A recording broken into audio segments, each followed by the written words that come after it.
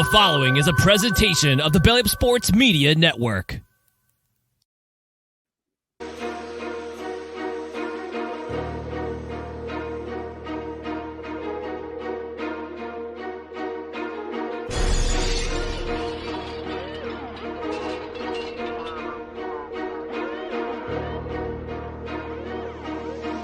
DJ Baller, you killed this.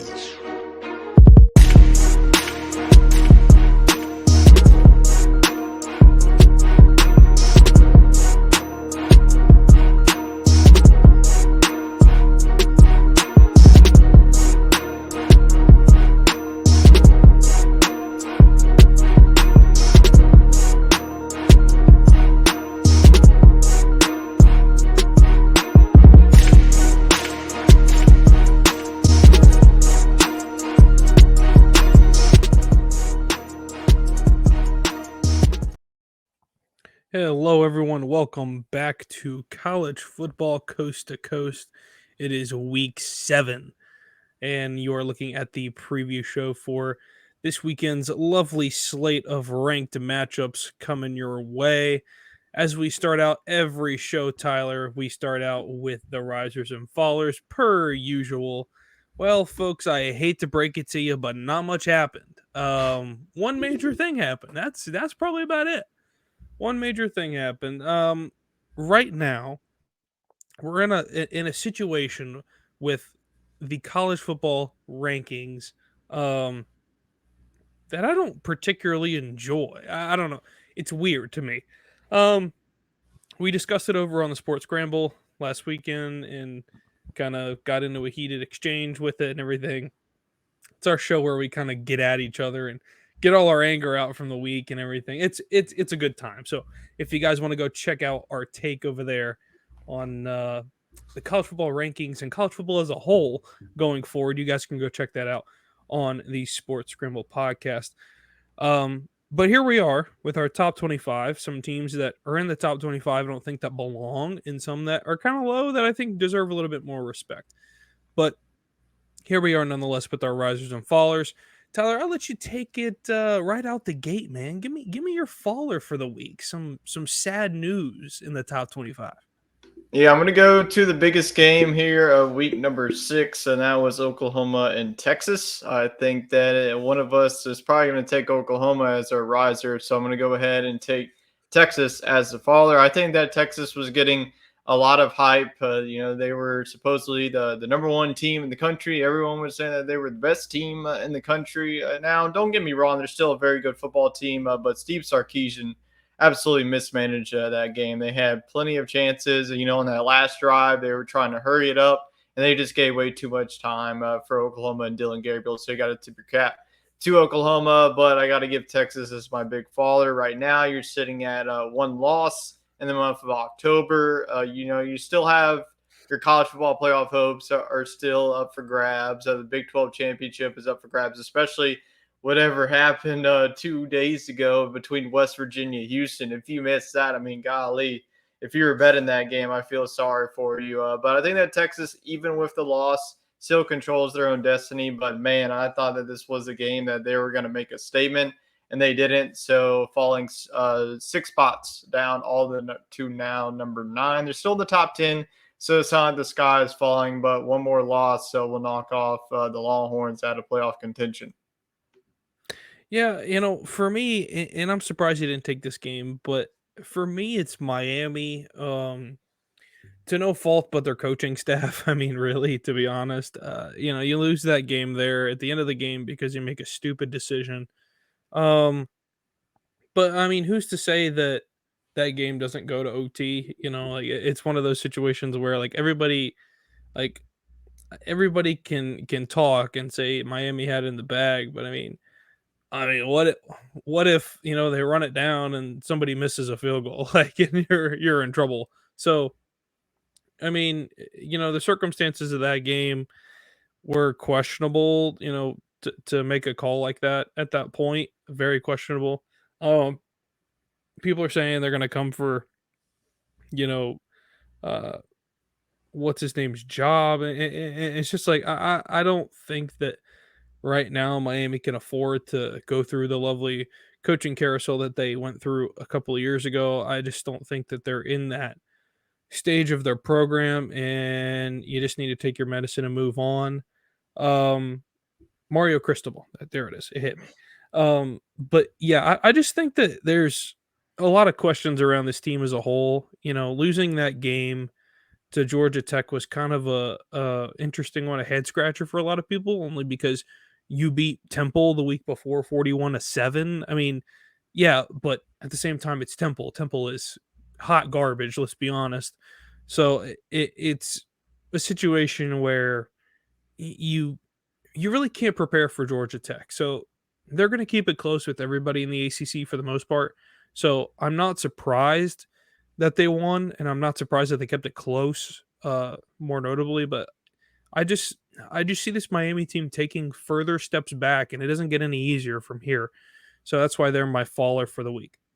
Yeah, very questionable decision by Cristobal. I'm sure we'll get to that when we talk more about Miami going on the road to North Carolina. But now switching on to the Risers, I'm going to stay in the ACC. I'm going to go with Louisville. I mean, this is a team that is just flying under the radar, and I'm definitely loving it, especially with first-year head coach, Jeff Brom coming from Purdue. He brings over Jack Plummer, and Plummer had a fantastic day. And I think that the defense of this Louisville team doesn't get enough credit. I think that they're one of the best defensive units in the ACC. I definitely got tested on Saturday against Sam Hartman and Notre Dame. Notre Dame, got tested early, against Ohio State. They lost that one. And then the next road test was Duke. And then their next road test after that. I mean, this is just a gauntlet that it's been for Notre Dame. But look at the schedule for Louisville. You saw some landmines on the schedule, but sitting at 6-0, you moved up 11 spots after that big victory against a very good Notre Dame team sitting at number 14. So Louisville might be one of those dark horse teams that we keep talking about in the ACC. Yeah, they might be. It's just I was going to take that game and you beat me to it. But yeah, I like this Louisville team. They're scrappy. They're not exactly the biggest team. Like they're undersized, very much so, especially on the defensive line. They looked like they size wise and on paper they were overmatched the entire way. But I mean, heart wise and just absolute effort wise, it was 100-0. I mean, just watching them in effort wise, I mean, they would get to Sam Hartman, and it just couldn't do anything with the football, and that's kind of what they were able to control the line of scrimmage, and ultimately that wins you games. I mean, if you're going to control the line of scrimmage for most football games, you're going to win. I mean, that's just really what's going to happen. And for a team like that to be playing at home was a big upside, crowd behind them, and controlling time of possession. They ran the ball so well. Of course, my dog of the week was Louisville's running back Jawar Jordan. It just was a fantastic game for him. I just think that they fed the ball to him, after half, and they got into a groove, and they were just unstoppable. I mean, their offensive line got pushes. He just got into space and really took advantage of Notre Dame's defense. Notre Dame's got a tough one, like you said, today with USC. I just think that that's going to be an absolute battle of offense at that point because neither team has any defense. So whatever it is, we'll get to it later, and it'll probably be on one of my best bets towards the end of the show. But for me, my riser, not that I necessarily agree with how much they went up. After their win, 25-17 win over Washington State, UCLA moves all the way from unranked to 18. That's interesting. I'll say it now. I mean, that's crazy to me that you move up that many spots. I get that Washington State was a really good football team.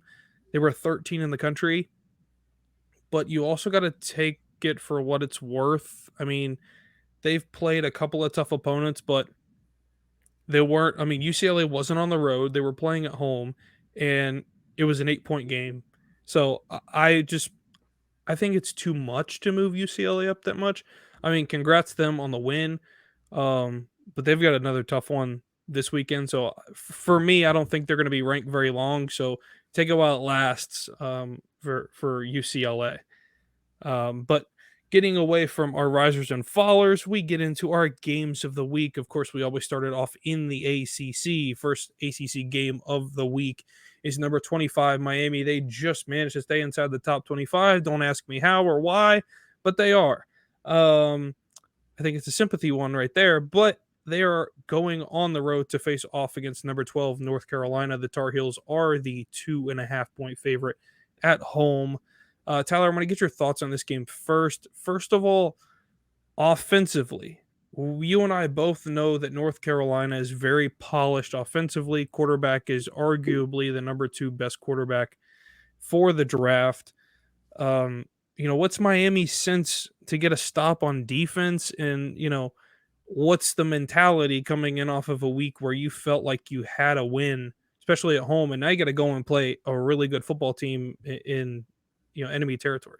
Yeah, you bring up a good point, especially after a heartbreaking loss like that, and a game that you thought you were going to win. If your head coach was actually smart and actually did the right thing and do the best formation in all of college football, and that is the victory formation, but he decided that he would just wanted to keep running the football, and it bit him in the butt. The running back fumbled, and then Georgia Tech and Haynes King was able to drive all the way down the field and win the game at the buzzer. So you just saw the agony on the sidelines from not only Mario Cristobal, but all the offensive and defensive players, especially the running back. He felt like, that was the loss was solely on him. It wasn't. It was definitely on the head coach. It always goes back to the head coach in that situation. But yeah, like you brought up, these are two very talented quarterbacks. On one side, Tyler Van Dyke, he's played well. I think that his best game that he's played this season was against a really tough Texas A&M defense, and Miami was able to put up 40-plus points. And then North Carolina, man, this is a team that is just blowing people through the water. I mean, last week they put up 40 points against the Syracuse team that a couple of weeks ago we were talking about on this same show that they were undefeated. And, could they have a potential to win the ACC? Obviously, that is out the door with a loss to Clemson and to North Carolina. But I think, Florida State has already cemented that they're the best team in the ACC. It's just a question, who's going to be that number 2? Is it going to be North Carolina? Is it going to be Louisville? I think it can still be Duke, even with the one loss. They're coming off the bye week. So I definitely think that this could be a high-scoring shootout, but I've really been impressed with North Carolina's defense. A year ago, we were trashing them, but I think that Gene Chizik got the players that he wanted both through their recruiting trail and through the transfer portal. He's made the adjustments. So I'll already give you my prediction. I think that this is also probably going to be one of my best bets. I know that, Miami, they're a talented team, but they just lost to Georgia Tech. I just can't get over that. This was the same Georgia Tech team 2 weeks ago that they lost to Bowling Green, and Bowling Green isn't, a MAC powerhouse that we're so used to seeing. So I think that North Carolina, I think that this team, especially at home in Chapel Hill under the lights, I just think that this Miami team is going to be out of sorts. So give me North Carolina to win this one. I think that they cover this one. So give me North Carolina 38-28. They get the double-digit victory over the Hurricanes. Yeah, for me, you brought up a good point, especially talking about the ACC and how it stands.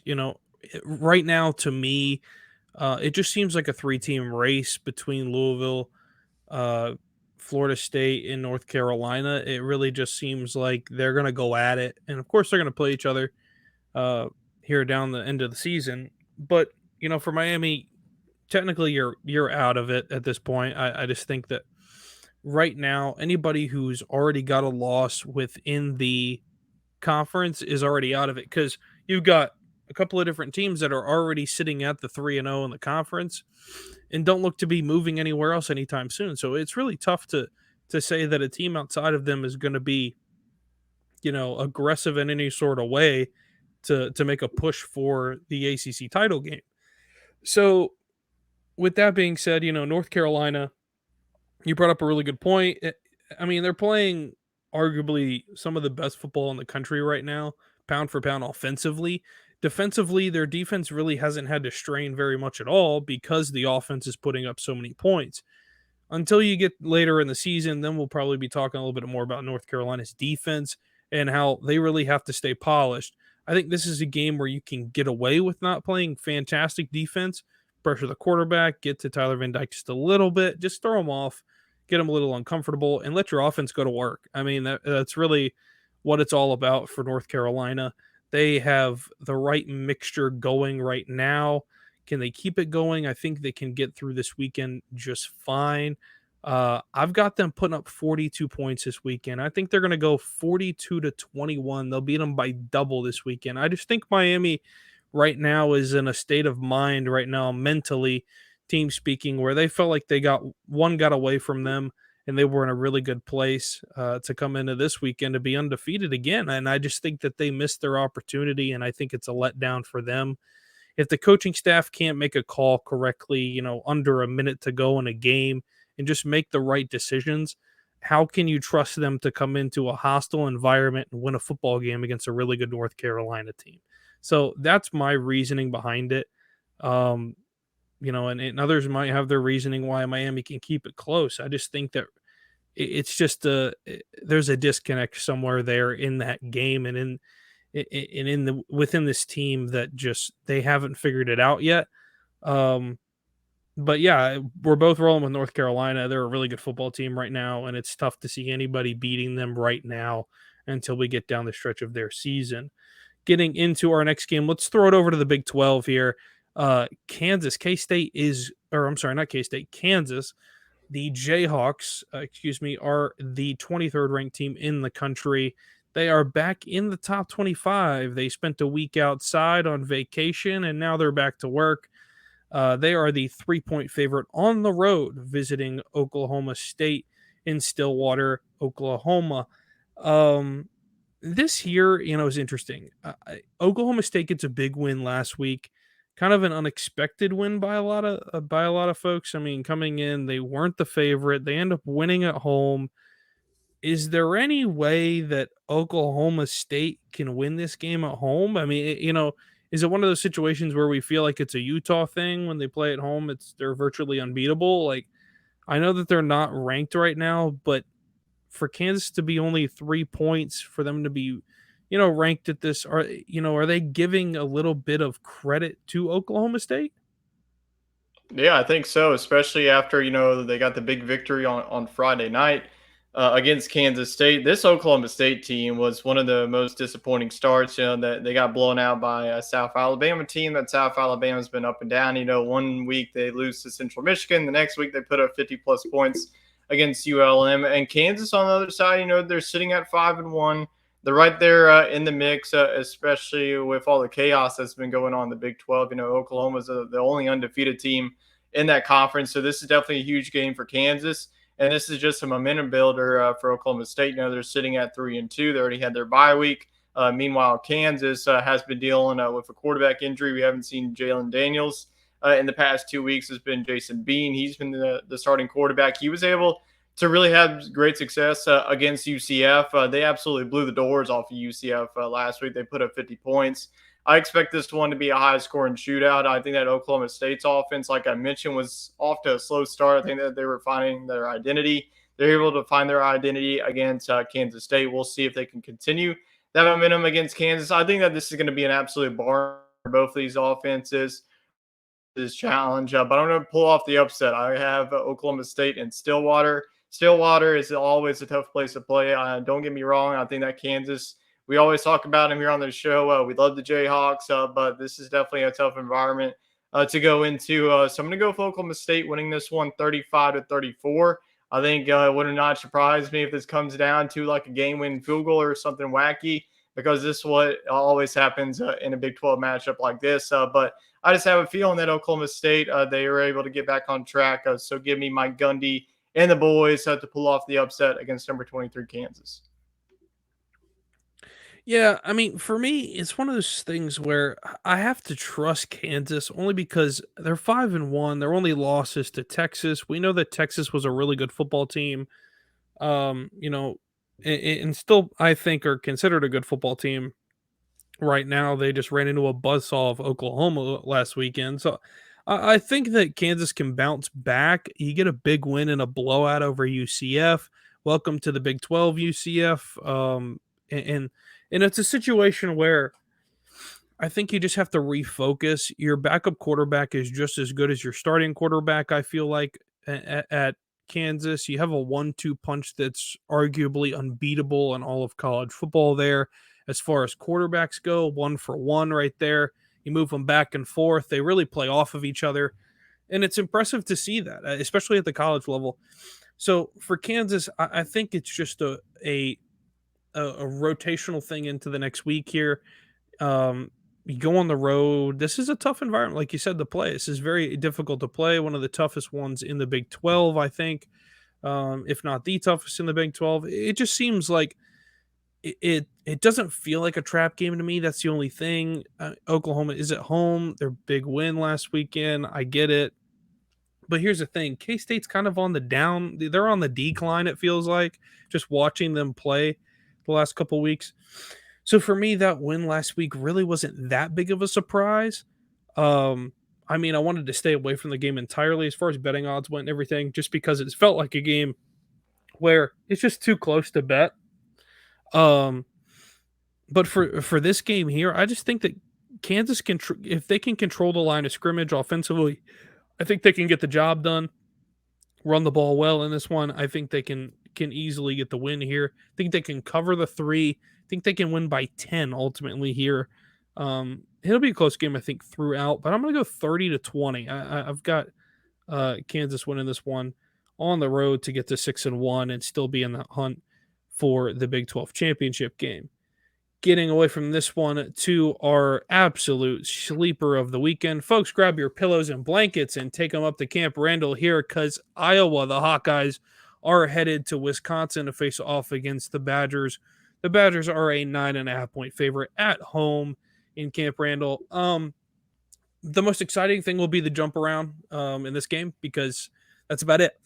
Iowa looks atrocious. I hate to say it. They just look absolutely atrocious. It is hard to watch them play football because it seems like they're battling demons out on the field. I don't know what it is, but like it feels like they are battling like not only the defense, but they're battling their own offense. It feels like. So they're just not on the same page, and it's been like that for a long time. I think this is starting the cycle of Iowa starting to think about moving on from Kurt Ferentz.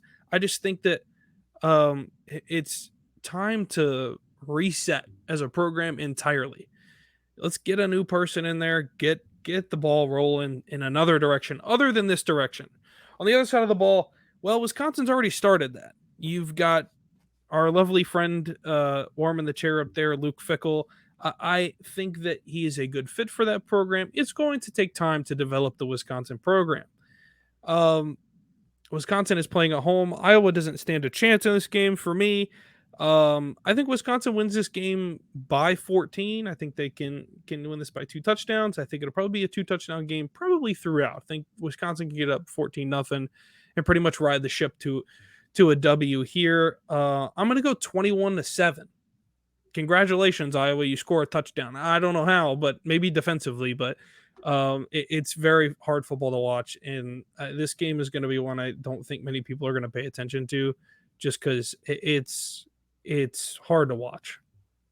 Yeah, I mean, with all the high talk and the hype about everyone being on this modern style offense, either the two teams, especially in the Big Ten, that are stuck in the ancient days, especially Iowa. Cade McNamara, he's out for the season, and their offense has just been out of sorts ever since that McNamara has gone down with injury, and they had to rely heavily on their defense. Some games it works, some games it does. They still sit at 5-1. They control their destiny in the Big Ten West. So I think the winner that you see right here, this is pretty much the Big Ten West championship. I feel like the winner of this game will be the Big Ten championship for whoever wins the Big Ten East, whether that be Ohio State, Penn State, or Michigan. So we'll see what happens down the road. But I think that Iowa, Wisconsin, this is definitely the rivalry game that everyone's going to be watching, especially if you're a Big Ten fan.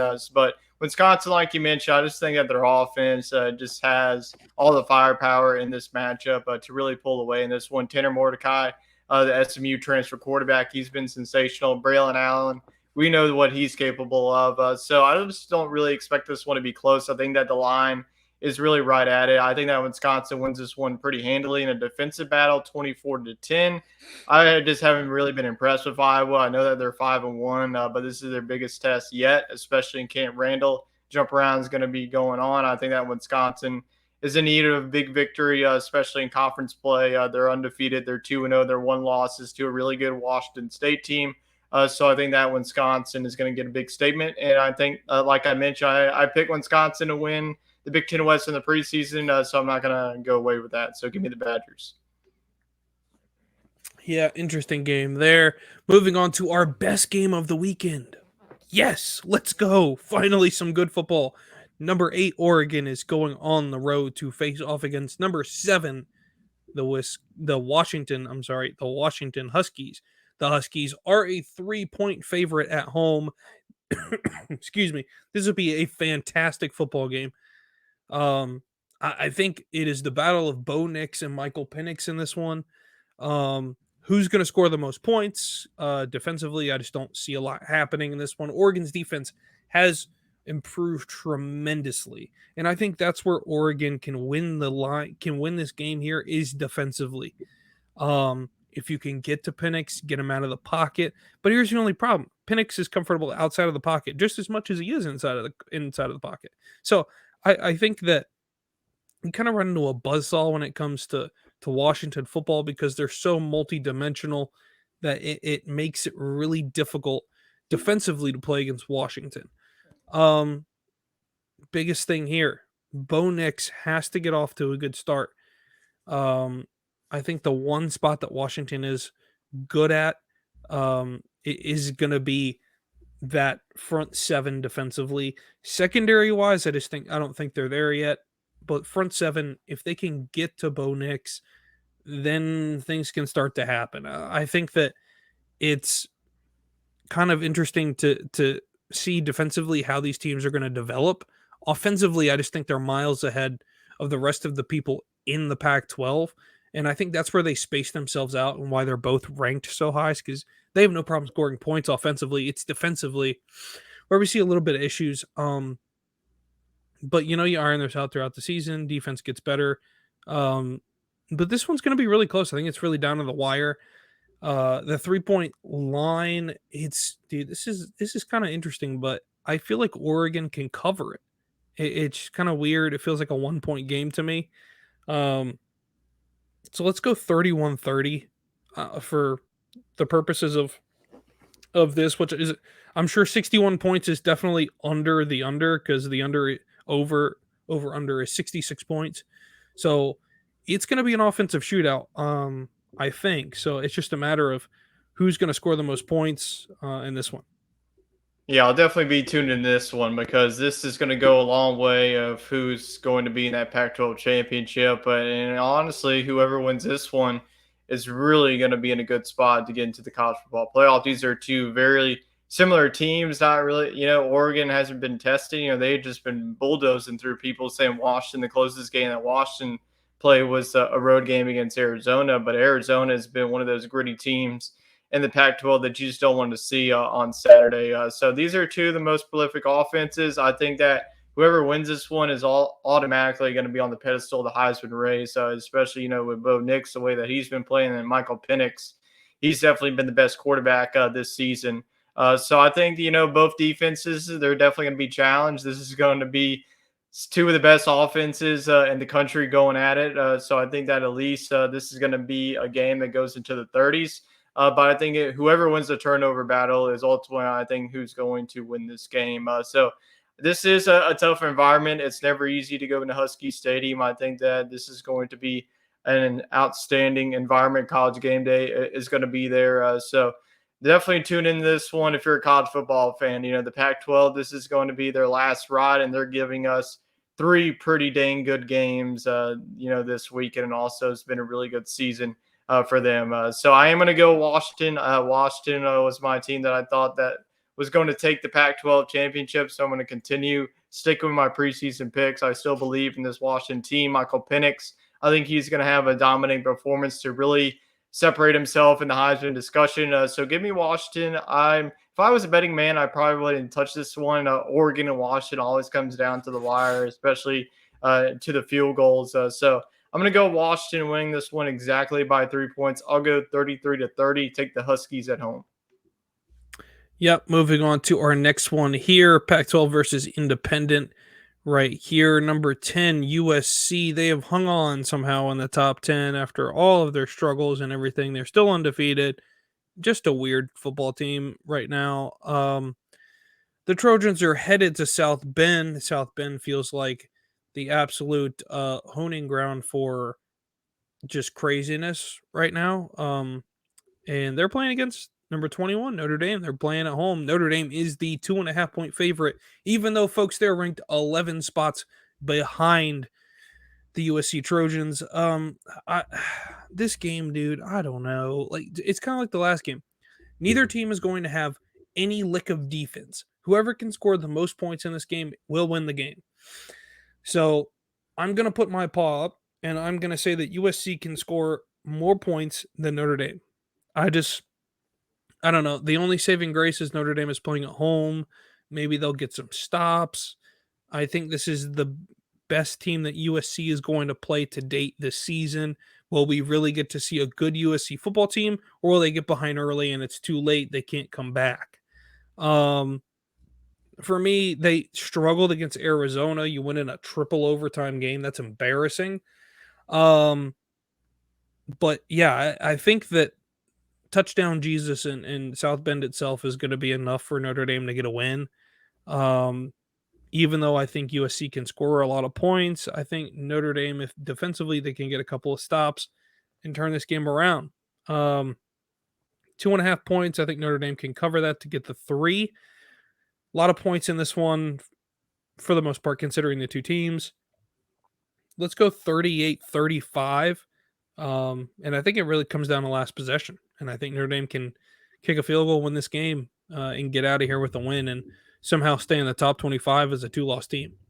Yeah, this is another important game. USC really needing this one. This, like you mentioned, this is their biggest test. If you look at their schedule, they got more landmines on their schedule. Notre Dame's defense, they are coming off an embarrassing performance against Louisville. This was the defense that, it's built on having a great defense, but that was just non-existent against Louisville. USC's defense, I mean, golly, we just don't know what we're going to get every single week. We know that their offense is a championship caliber offense, but that doesn't really mean much if your defense can't stop anybody, like you mentioned. Against Arizona, winning the triple overtime. This has just been a team that's gotten lucky every single week. Colorado, they were up big. They ended up almost blowing that one. They ended up pulling off that victory in Boulder. And then, a couple of weeks ago, they just keep on, keeping on. So I think Notre Dame, you're sitting at 5-2. Obviously, your college football playoff hopes are out the window, but you can still have a good season. I think that you already went through your gauntlet. This is your last test. And if you win this one, I think that you can be a 10-2 team at worst. This could be a 9-3 team. You're looking at probably a mid-level bowl. You can still go 10-2, and maybe you're on the doorstep of getting into that New Year's Six. So I don't really know what to expect from this game. Could it be a high-scoring game? Yes. Could it be a defensive battle and surprises? Probably so. But I'll tell you one thing. Audric Estime has to get going. When Notre Dame has won football games, Estime has had his fair share of carries. So, like I mentioned, I'm just not really liking the vibe of USC. They have just been surviving and surviving every week. And I think it ends, especially in a hostile environment in South Bend. Notre Dame is a team that just wants, they sitting at 2 losses. Their season, like I just mentioned, their college football playoff hopes are dashed. But I think that they get a big victory here. I don't even know what the score is going to be. I'll just say 34-31, go somewhere in the middle. But get me the Fighting Irish to pull off the upset in the rankings, even though that they're favored. But them being favored has to tell you something.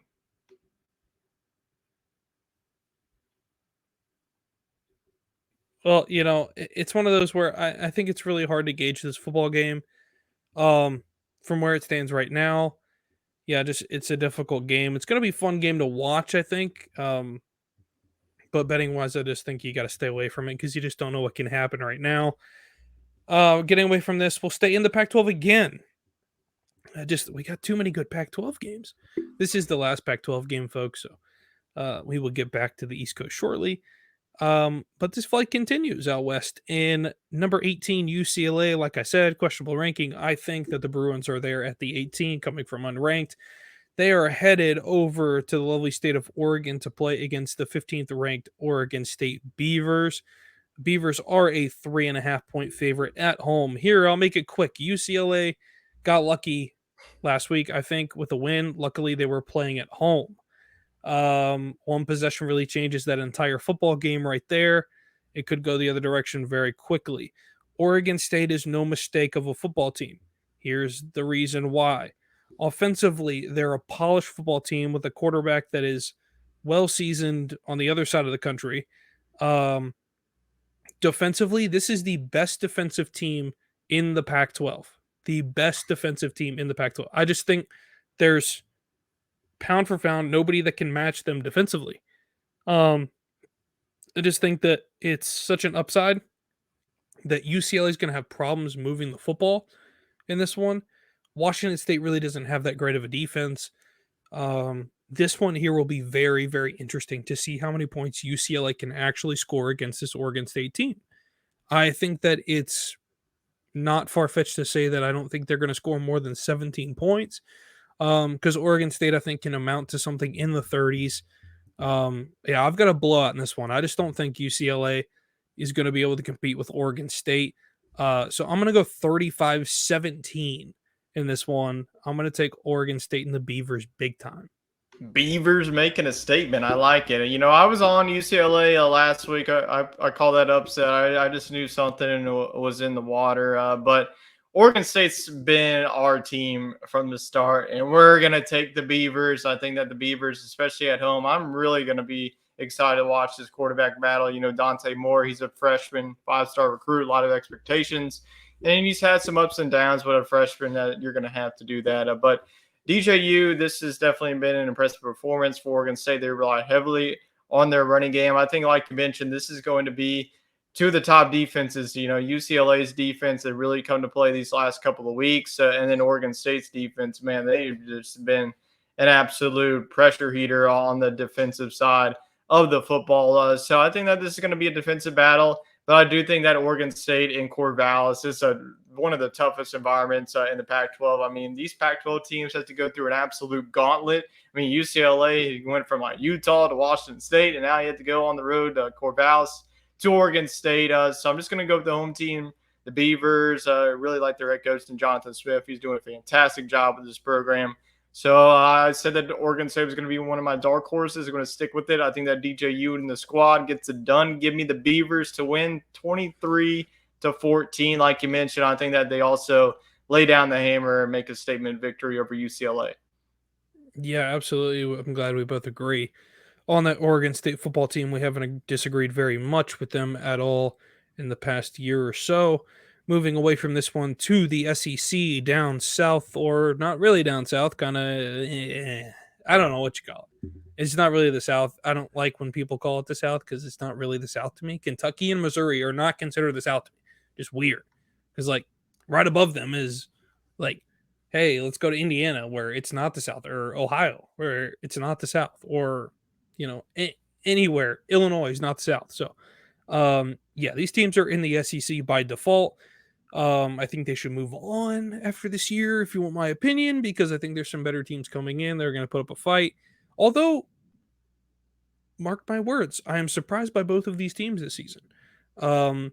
Missouri, the Tigers are headed to Lexington, Kentucky to face off against the Wildcats, one of about 38 Wildcats in all of FBS.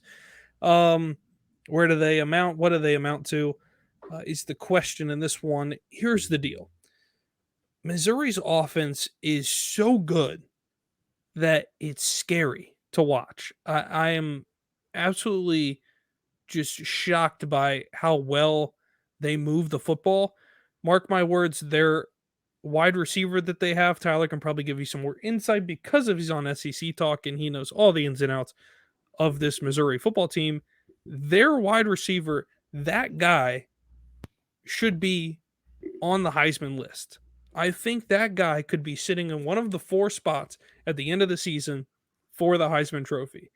I think on the other side of the ball, Kentucky got absolutely tortured last week.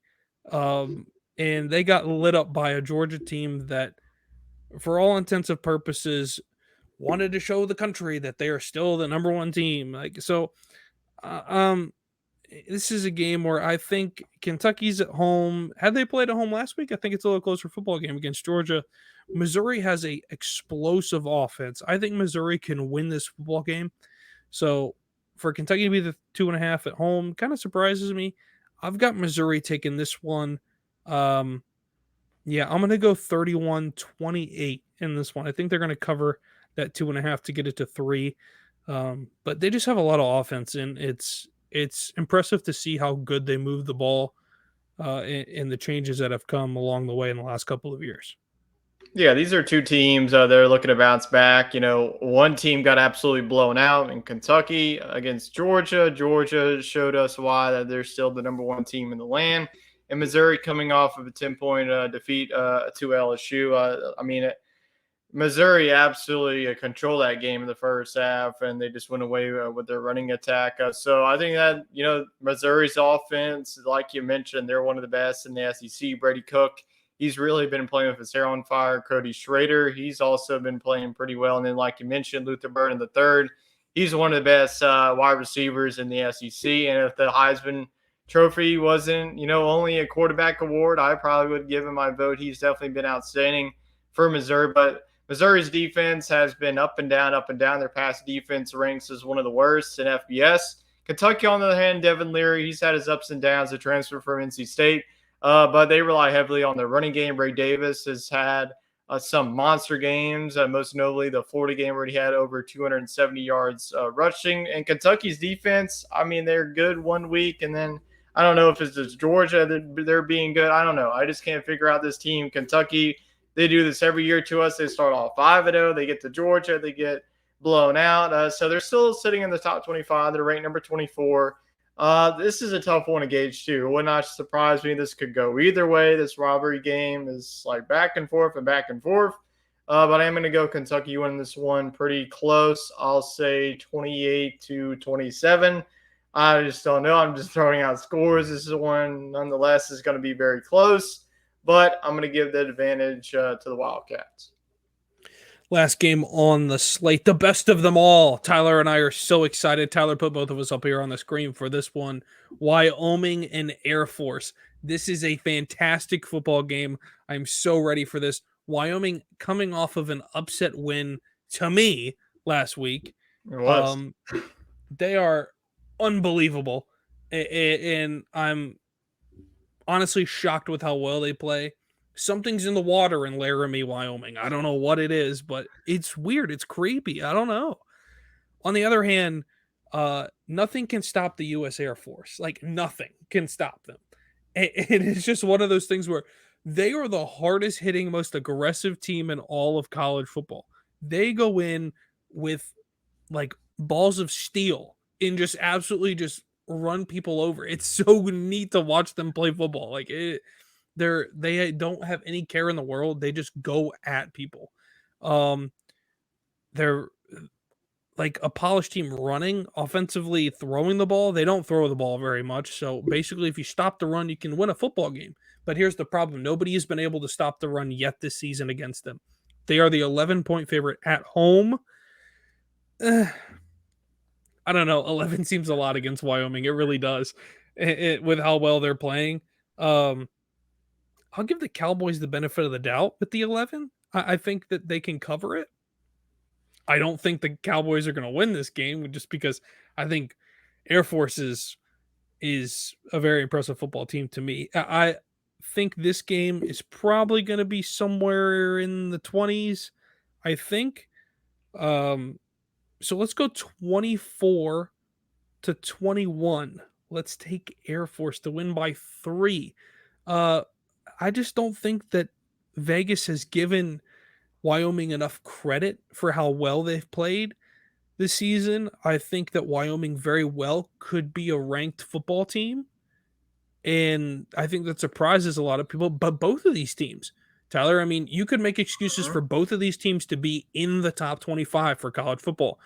None more really than I feel like Air Force. Air Force is a team that really hasn't had any struggles throughout the season. And looking at it, they were, it's funny to look at it because Wyoming is second place in votes outside of the top 25, and Air Force is third in votes outside of the top 25. So they're right there with each other. So this is a fantastic football game. And for Air Force to be an 11-point favorite, that really, really surprises me. So I'm going to take Wyoming to cover, but give Air Force a 3-point victory at home. Yeah, that's very surprising. Air Force Vegas just loves Air Force, taking them 11 points. Like you mentioned, I feel like the winner of this one, if they're not in the AP top 25, I will grab my pitchforks and go straight to their office, because if one of these teams are not sitting in that AP top 25 poll on Sunday whenever we wake up, then this is complete and utter. This is just the AP poll needs to be revoked if one of these teams are not in the AP top 25.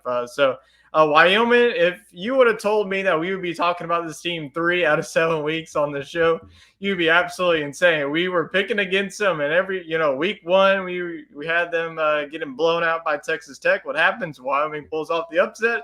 Last week we're like, Fresno State's got this. No way that Wyoming pulls off it again, and they did. So it's just something about Laramie. But this ain't Laramie anymore. Nothing can stop the U.S. Air Force. Air Force is going to win this game, and then they're going to run it, run it, run it, and run it. So I do think that this is going to be a defensive battle. These are 2 of the best defenses in the Mountain West. But give me the Falcons, baby, at home to win this one 27-21. So Wyoming covers, but Air Force continues the undefeated streak. And I'm telling you, people, this is going to be your representative for the group of 5 in the New Year's Six. Yeah, I mean, without a doubt, I think that team is very good. They are definitely, they're very good. And I think that they can be the representative from the group of 5. I think they could get a New Year's Six bowl, possibly, at the end of the season. I mean, if they win out the rest of their games, I mean, it's them and Tulane, probably. I can't see why not. Right. So, I mean, that's kind of where we stand with it. Of course, Tulane getting a good victory last night over Memphis. Kind of disappointed to see Memphis throw that football game away. You're up in that one, you're playing at home, and you got out of a rhythm. And, interception on a bonehead play, and at the end of the day, 31-21, and Tulane wins that football game on the road to keep the streak going for them and go to 5-1. So I'm very interested to see. I mean, this game means a lot. I mean, that's the thing about it. Like, folks that really don't understand kind of what goes on week to week within college football and the changes that are made, and some teams that, I mean, you don't have to be ranked in order for it to be a big game, or you don't have to be a Power 5 team in order for it to be a big game. This game means just as much as that Oregon and Washington game when it comes down to at the end of the day, because whichever team wins this game ostensibly is within the top 25, because I don't see Miami holding on to number 25. So somebody's going to have to make a move. Kansas is on the hot seat against Oklahoma State, Notre Dame and USC. Yep. If Notre Dame loses, they're out. Kentucky's sitting at 24. If they lose that game at home to Missouri, all of a sudden we have spots opening up. UCLA. So it could be UCLA. I mean, at 18, if they lose that game, you could say bye-bye. Mm-hmm. I mean, that there's a few scenarios that go through my mind, looking at these games. Everybody here has some sort of chance, these ranked teams, to lose a football game, and really it hurt them pretty bad. Only 2 teams I really think that if they lose, it ain't going to hurt them super bad is Oregon and Washington. But I think that it's so critical, especially for this game, in a very good group of 5 teams, that I'm really happy to see them face off against each other. But moving away from this, folks, it's like arguably the most exciting segment of the season right now, since it's our first edition of it, and first rendition of the midseason CFP predictions. So your college football player predictions, of course, for the final time this year, this season, you have your 4-team playoff. in the future, Tyler and I will be putting our lovely bracket up on the screen and giving you guys who we think is going to be there from 1 to 12. At the end of the season, and of course, predicting conference champions and all that happy thing, because they would get a nice little bid in and not have to deal with it and things like that. So I'm glad that changes are coming, but here we are with our 4 teams to make it nice and simple for us. Not so. Yeah. Moving right along, Tyler. Let's both hit with our number 4s. I'll let you go first.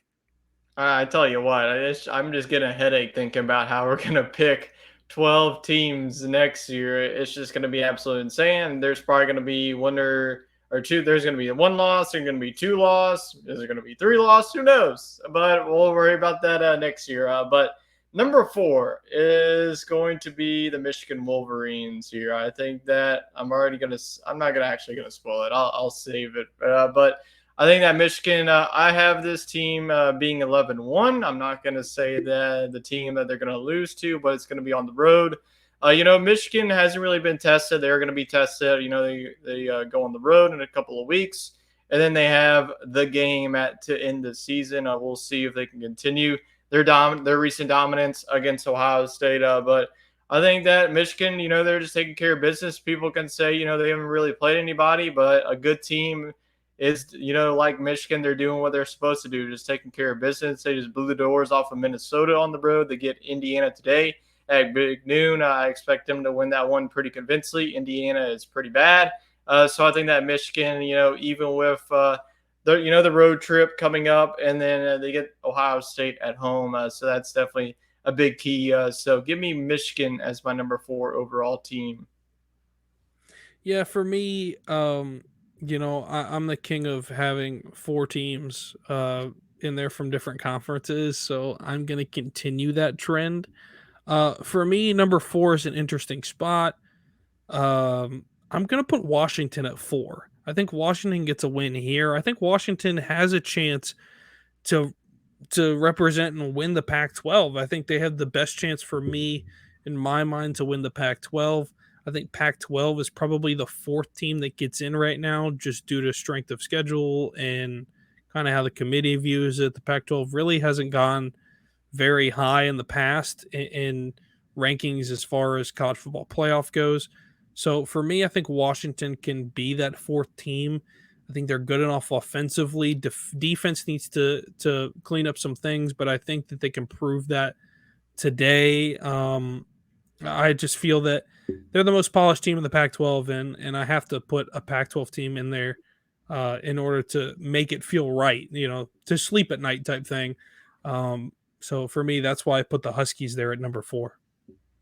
All right, we'll go on to our number 3. And my number 3 feels pretty easy to me. I think that this is going to be the ACC champion, and it's going to be the Florida State Seminoles. They've really already gone through their really meat of their schedule. They beat LSU in the season opener, and then week number 3, they got tested on the road against Clemson. And then after that, they had some challenges, but I just don't really see anybody beating them.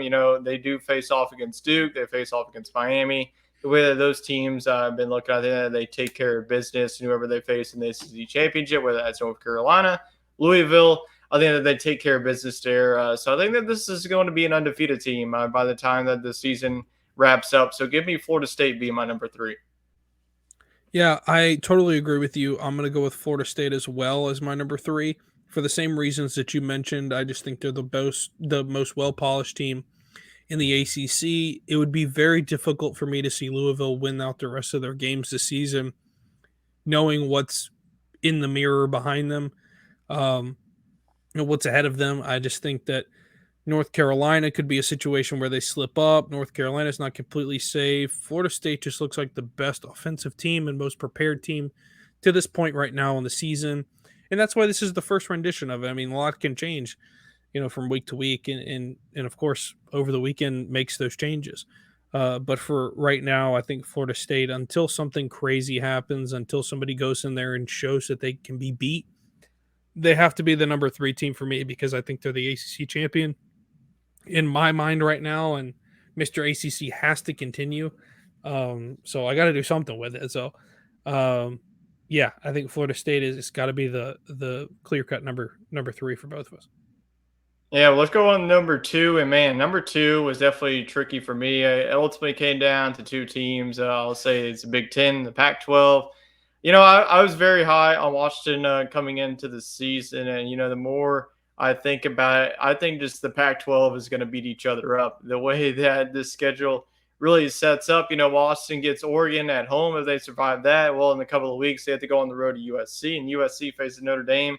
So I just think that the Pac-12 is just going to beat each other up, and they're going to get left out of the playoff. And I think that the Big Ten is going to be that conference that really rises to the occasion. It's going to happen in back-to-back years. And I think that I'm going to stick with my preseason pick. I'm going to go with Penn State. I think that they run the table. They have Ohio. Yeah, they have UMass today. They take care of business, and this is where your real season begins. You go on the road to Columbus against Ohio State. I think if they win that, this is an undefeated team. I think that getting Michigan at home in Happy Valley, especially if it's a night game, we'll see what time the kickoff is released if it is, and that's going to be a hostile environment. If it's the big noon kickoff, then I think that Michigan would definitely have a better chance, especially in that environment. But I think that Penn State, the way that this defense has been playing, they definitely have been playing with their hair on fire. I think that Drew Rowler, every single week, he's starting to improve. And we know what they got in the running back, Nick Singleton, Katron Allen. They're going to deliver every week. So I think that this has been a team, you could say that they haven't been tested. They face off against West Virginia.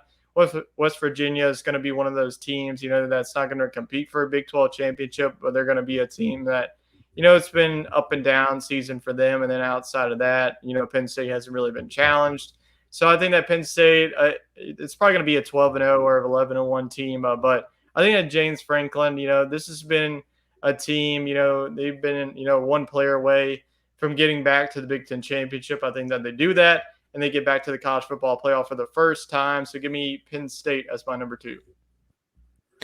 Yeah, number 2 for me is going to be the SEC champion. I think I'm going to go with Georgia.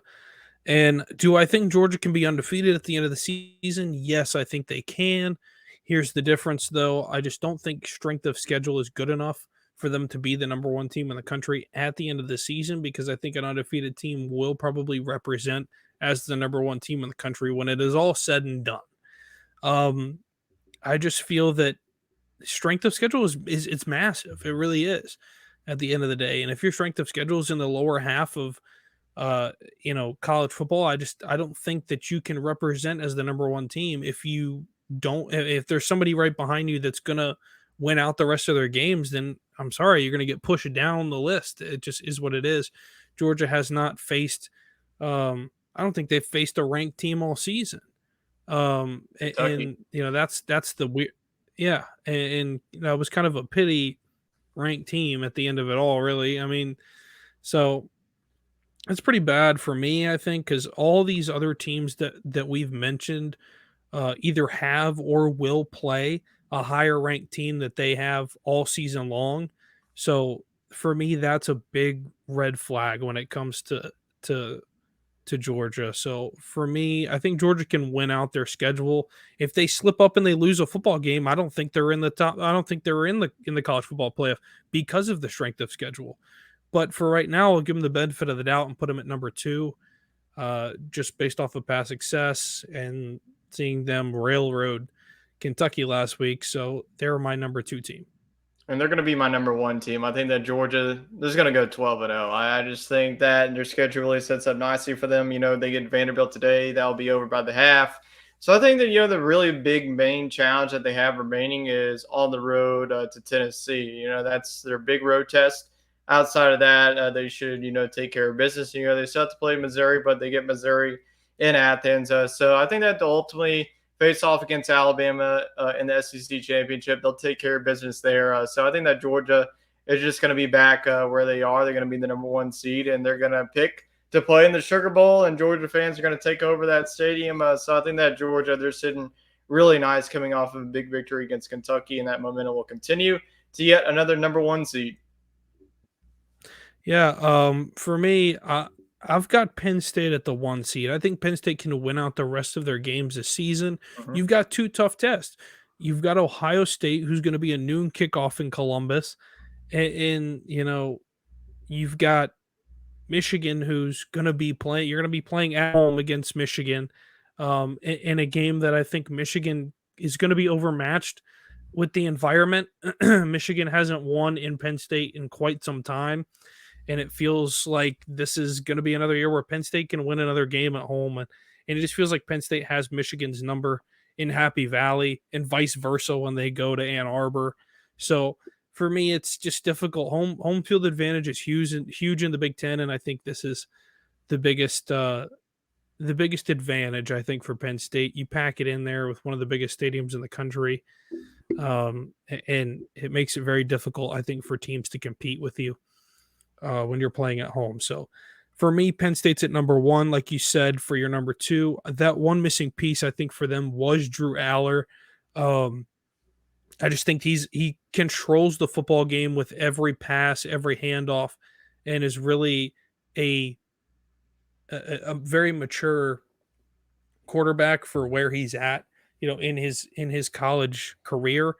For me, I think Penn State at number 6. They haven't moved all season long. Something feels like there has to be in the right direction here in the next week that really needs to move them along. I don't think they're going to move up at all after a win over UMass today, but I think that they could move up next week. If you're playing Ohio State at Ohio State, if you beat Ohio State on the road, I don't care who's at number 1 right now, you will be the number 1 team in the country.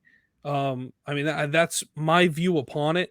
Being 2 ranked matchups, people are giving nods to Ohio State to be the number 1 team in the country. If you go in and beat them on their home turf, and you hadn't done it in years, if you can do that, then I think you have to be, in the eyes of the committee and the AP poll, which who cares about the AP poll at the end of the day when we get to the college football playoff poll.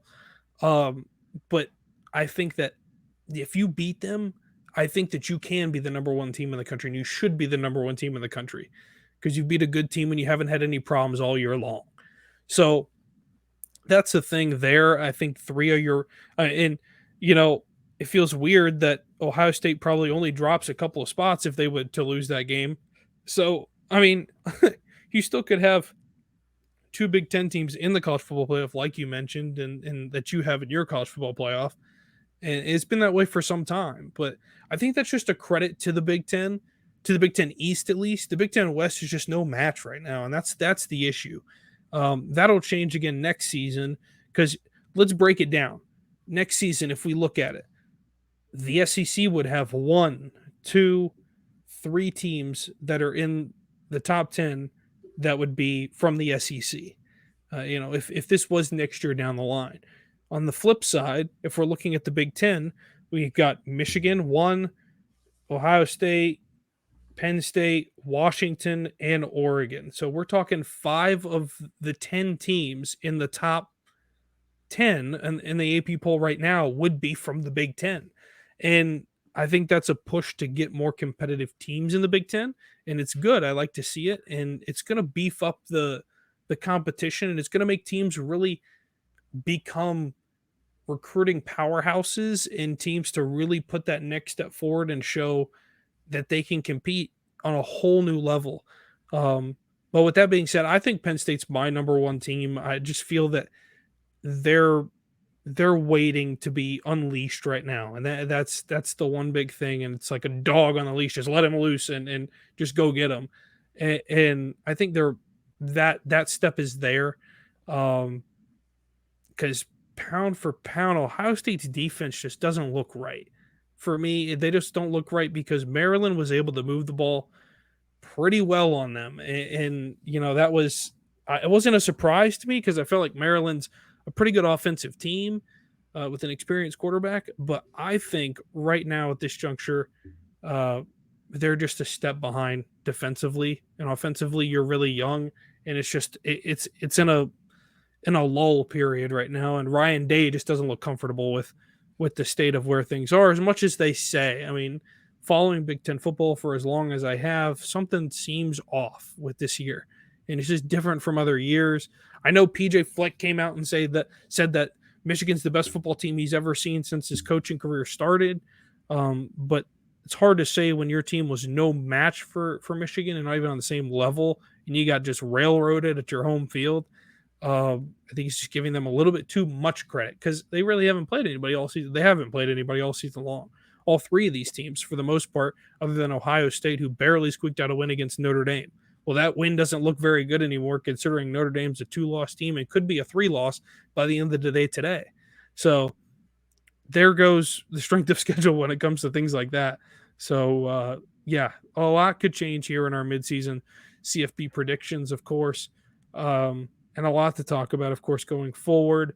But we'll close it out with our best bets. Tyler, give me your best bet for this weekend.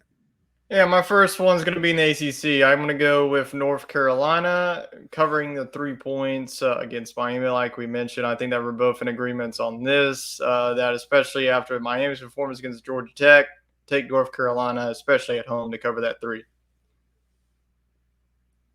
Yeah, for me, I'm going to kick it over to the SEC. I've got A&M and Tennessee. A&M and Tennessee, 3-point line for Tennessee.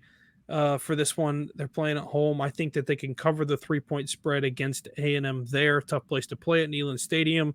So give me the Vols to cover the 3 at home against A&M. Any other bets, Tyler? Yeah, I'll stick it in the SEC. This rivalry game is always close, and this line is sitting at double digits. I'm going to take Auburn to cover the plus 11. This just gives me LSU Arkansas vibes. You know, if you remember, LSU was a 17.5-point favorite. That game came down to a field goal. I know that Auburn's offense has been up and down. They're coming off of a bye week. I think they're going to be fresh. LSU's coming off of, like 4 physical games. So I think that LSU ends up winning this one, especially in Death Valley, but it would not surprise me if Auburn covers. Yeah, for me, I'm going to bring it back over to the Pac-12. Oregon and Washington, 3-point line there. This game is really close. I'm going to take a spicy one and say that Oregon's going to cover the 3. It just seems like a very close game, like we mentioned throughout the show. It just seems like a 1-point game, somebody last-minute score, things like that. Crazy things happen in the Pac-12. If it was a night game, I think it'd be even more crazy, but it's an afternoon game. So, yeah, I think it's going to be a really close game there. So I'll take Oregon plus 3 in that one there. Of course, folks, come back, bring your thoughts and opinions next week. Of course, you guys can catch us over anytime on our social medias there. You guys can always comment down below throughout the show. We'll get to your questions as best we can. And of course, if you guys want to go check out any more of our college football content, you can head over to the Sports Scramble podcast. You can catch us over there on Monday evenings. And we kind of get in all the meat and potatoes of sports, but college football has definitely taken over the show lately. And of course, Tyler's takeover with the SEC continues weekly. And football is in full swing, and the SEC has been nothing short of a shakeup over there. So Tyler's show has been very busy with Wade over there. They definitely get after it every week. But you guys can catch us back here again for this weekend, for next weekend, next Saturday. And we'll get you guys previewed for the games of the weekend and get you guys ready for some college football. So you guys have a great Saturday of college football, some great games to watch. So sit down, relax, crack open a cold one, and enjoy the day.